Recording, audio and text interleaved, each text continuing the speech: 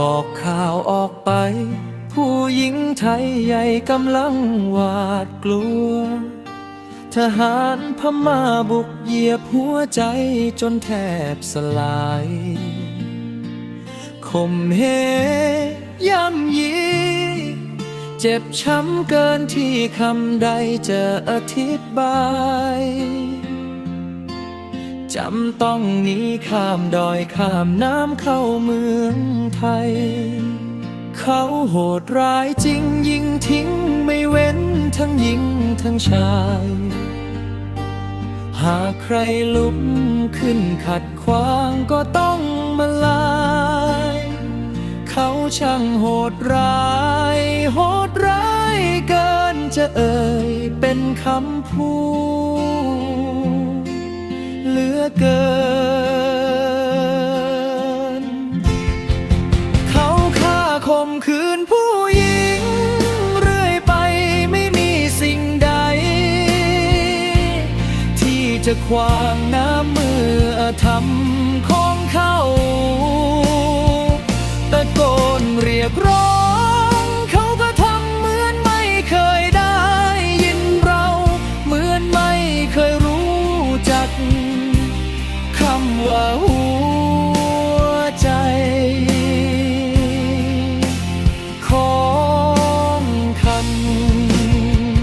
ขอให้คนไทยเมตตาเห็นใจสักหน่อยเถิดนาไทยใหญ่มาพึ่งไทยน้อยฝากวิญญาไว้ใต้ร่มศรัทธามาพึ่งใบบุญ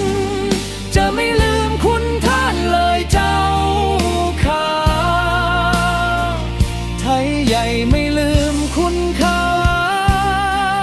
หวังว่า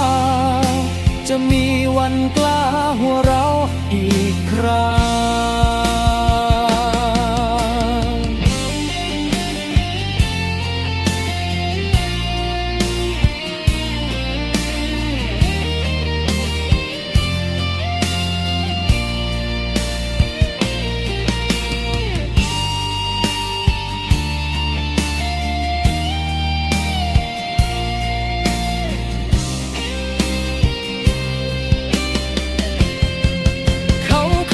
ข่มขืนผู้หญิง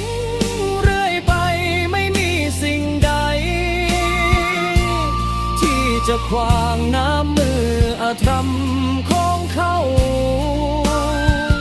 ตะโกนเรียกร้องเขาก็ทำเหมือนไม่เคยได้ยินเราเหมือนไม่เคยรู้จักคำว่าหัวใจ